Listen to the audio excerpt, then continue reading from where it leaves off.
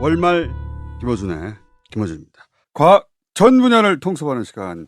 박문호 박사님 나오셨습니다. 안녕하십니까? 네, 안녕하십니까? 네안데르탈인은 우리처럼 직립보행하고 장거리 이동도 할 수 있고 우리하고 비슷한 특징을 가지고 있는데 멸종했잖아요. 예. 네안데르탈인이 50만 명 넘었다 그래요. 굉장히 많았어요. 그리고 엄청나게 많이 발굴됐습니다. 네안데르탈인이 두개골이. 네. 용량을 다 쟀더니 호모사피엔스하고 거의 같아요. 1400cc인데. 그러니까 지능도 거의 비슷했다고 볼 수 있는 거죠. 네안데르탈의 부장품에 돌화살 촉이 나와요. 아주 정교해요. 그리고 피지컬하게 근육 힘도 우리보다 좋았어요. 도구도 쓸 수 있고. 쓸 수 있고. 지능도 되고. 예. 그다음 집단 생활고 네안데르탈도 무덤을 만들었어요. 그리고 부장품이 음악이 나오는 거예요. 사회도 존재했고. 조갑이 가공했고 돌화살촉 만들었고 사냥해갖고 잡았던 온갖 짐승뼈가 다 발견됐고 심지어 3만 년 전까지 우리하고 같이 살았잖아요.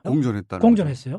그런데 왜 멸종했느냐. 네. 이게 인류학에서 중요한 테마거든요. 몇 가지 제가 주목하는 가설 중에 하나가 인지유동에 대한 가설. 인지유동이요? 우리 호모사피엔스는 그 기본적으로 지능이 크게 네 가지로 분류할 수 있어요. 첫 번째는 사회적 지능. 타인의 눈치를 볼 수 있는 거.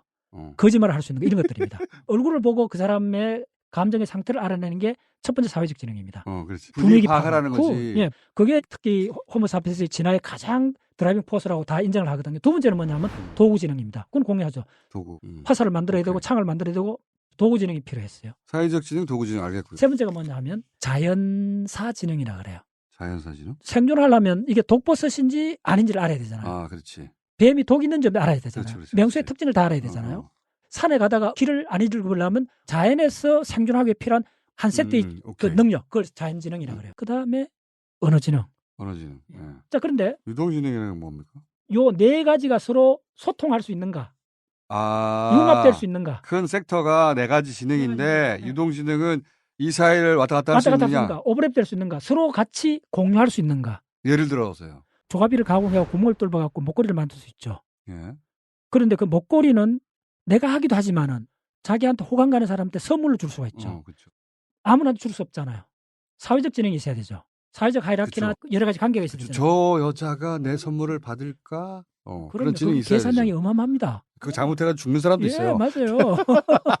그거를 잘 못해가지고 요새는 썸이라고 하는 이상한 단계가 만들어졌죠. 네. 실리콘밸리에서 20대, 30대한테 사람하고 사교하는 그거 가르치는 학원이 생겼다 그러잖아요.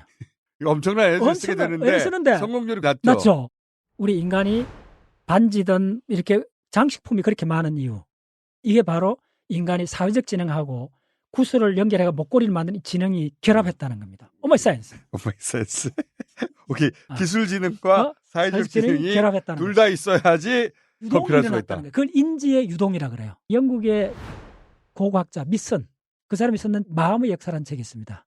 인지의 유동이란 요 개념 하나를 갖고 굉장히 유명해졌는데 이게 이제 요즘 말하는 통섭 아닙니까? 그렇죠. 창의성의 본질이 유동, 그렇죠. 융합이잖아요. 그건데 네안데르탈인 부장품에는 목걸이가 안 나와요.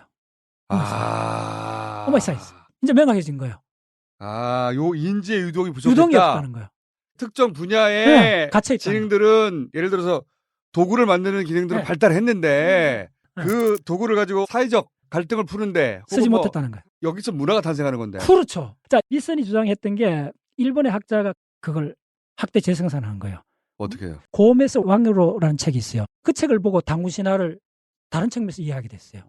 베어에서 킹으로? 예, 당군제하고 비슷하잖아요. 그렇죠. 환태평양의 원주민들이 왜 부족 연맹에서 고대 국가로 출연 못했는가를 인지과학적으로 미선의 인식의 유동을 인용을 해갖고 그 이론을 바탕으로 해석한 거예요. 어떻게 해요? 자연에 너무 스틱대가 살면 인식이 유동되기 어렵다는 거예요. 그렇지. 자연은 똑같은 게 반복되니까 자연현상이라는 게. 미선이 굉장히 주장하는 건 뭐냐면 인지가 유동을 하면 그거다 언어하고 또 결합을 하게 되면 바로 상징의 문턱을 넘어선다는 거예요. 오마이 사이언스. 네안데르탈은 상징의 문턱을 결코 넘지 못했다는 거예요. 왜? 인지가 고정되어 있기 때문에. 칸막이 쳤기 때문에. 오마이 사이언스. 그건 이해가 간다. 아마존 깊은 곳에서는 원주민으로 살아가는 사람들 있잖아요. 그 사람들의 뇌가 지금 현생 인류보다 더 작지는 않을 거란 말이죠. 똑같아. 그런데 계속 반복되는 자연에만 있으니까 자연사 지능을 굉장히 발달했겠죠. 그럼요. 그런데 이 사람들은 융복합을 할 필요가 없는 거 아니에요. 없죠. 환경에 너무 스틱돼 버리면. 거기에 또 어디하고 관계있나 하면 초기 그 부족들 공동체의 숫자입니다. 이걸 던바이 수라 그러는데 던바이 수가 자연스럽게 네트워크하는 맥시멈 그 규모입니다. 150명 정도입니다. 150명. 그런데 네안데르탈은 그 규모가 적었다는 겁니다. 아하. 이어서 성패를 갈랐다는 겁니다. 아, 자 보세요. 그렇지. 초기 부족의 규모가 150명쯤 되면 눌로 작용해야 돼. 그래서 언어가 달라진다는 거예요. 그래서 그 미선이 쓰는 네안데르탈의 노래란 700페이지 되는 역작이 나왔습니다. 네안데르탈 언어하고 호모사피엔스 언어가 근본적으로 다른 한 포인트가 있다는 거예요. 네안데르탈 언어를 썼습니다. 근데 무슨 차이겠냐면 모음 위주로 썼을 거랍니다. 자음이 드물었을 거랍니다. 우리가 모음 위주로 쓸 때가 있습니다. 엄마가 아기 달랠 때, 애기끼리 만나서 대화할 때, 알았지? 이러잖아요. 구체적 발음 안 하잖아요. 그거 다 알아듣잖아요. 감정만 담으면 되는 그럼요. 거죠. 감정만 담으면 된다는 거예요. 그러면 커뮤니케이션 할 수 있는 규모가 적어야 된다는 거예요. 그렇지. 그게 150 넘어가면 불가능에 가깝다는 거예요. 그렇지. 그러면 자음이 필요하다는 거예요. 그래서 법률 조항, 군대 용어는 딱딱 끊어진 자음을 많이 들어간다는 거예요. 명확하게 전달하는 게 중요하다는 거예요. 네안데르탈인에는 모음 위주로 했다. 다시 말해 정서교류 위주로 했다. 불황민의 규모가 호모사피엔스보다 적었다. 호모사피엔스는 맥시멈 인텍스 할 수 있는 인원이 150명 정도입니다. 이런 차이도 있었을 것 같아요. 네. 여기는 30명이고 여기는 예. 150명이라고 하면 예. 이 150명으로부터 나오는 집단 지성의 힘이 있잖아요. 그러니까 꾀를 내도 예. 여기가 훨씬 많이 냈겠죠. 그렇죠. 네안데르탈인이 훨씬 힘이 좋았다고 하는데 1대1로 붙으면 지는데 여기는 꾀를 냈겠죠. 예. 바로 그게 어디서 극명히 났냐면 대략 3만 년에서 빙하기가 진행이 되거든요. 어마어마한 빙하기였거든요. 빙하기에서 가장 중요한 거는 양질의 단백질을 한꺼번에 얻어야 돼요. 에너지를 적게 쓰고 많이 얻어야 돼요. 이게 성패를 갈라요. 네안데르탈 부장품에서는 여러 종의 동물의 뼈가 나와요. 근데 호모사피엔스는 대형 술록뼈가 대규모로 나와요. 이게 핵심입니다. 호모사피엔스의 부장품 술록뼈에 뒷금이 쳐진 게 발견됐어요. 인류 최초의 칼렌더, 오메사이언스, 달력이 출현했던 겁니다. 기록한다는 건 상징이거든요. 상징의 문턱을 넣다 뭘 기록했느냐 하면 술록대가 요 계곡을 지나가는 날짜를 기록해 놓은 거예요. 오마이사이언스. 그럼 딱 기다려갖고 전류벽 위에서 바위를 떠뜨리면 대규모로 잡을 수가 있는 거예요.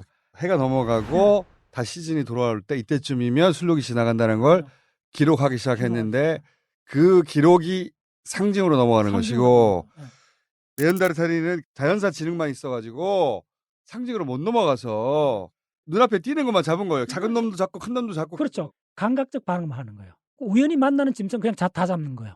인지의 유동, 융합적 사고, 그게 창의성입니다. 그게 인류를 여기까지 오게 만들었고 모든 경쟁자를 물리치게 만들었다. 겁니다. 그래야만 상징으로 올라갈 수 있는 겁니다. 그리고 이제야 그 힘을 깨달은 인간들이 통섭하기 시작한 것이다.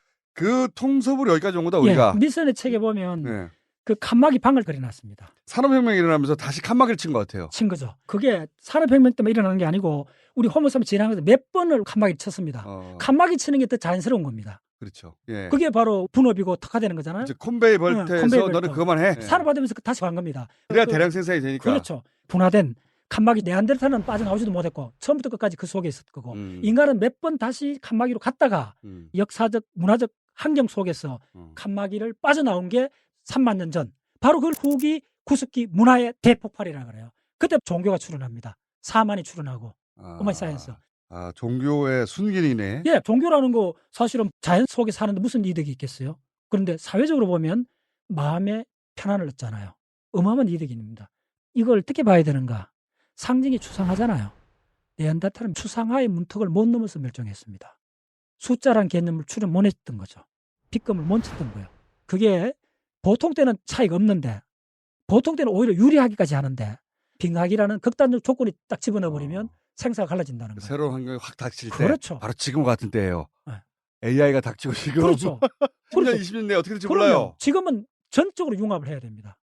기술자도 시를 읽어야 되고 역사만 좋아했던 사람도 물리학을 해야 되고 기술자들이 별 소용이 없는 시절을 급속도로 다가가고 있어요. 네. 그렇죠. 프로그래머들이 순식간에 일자리를 잃게 생겼습니다. 맞습니다. 그래픽 디자이너들이 순식간에 일자리를 잃게 생겼어요. 지금과 같이 빙하기에 올 때는 자기가 하고 있는 것만 계속 하는 게 중요한 게 아니고 하다가 머리를 활짝 열어야 된다. 그럼요. 1등으로 갔다가 방향 바뀌면 꽃동이 돼버려요. 그렇지. 이제 활짝 머리를 열어라. 활짝 열어야 돼요. 통섭의 능력을 극대치로 끌어올려야 된다.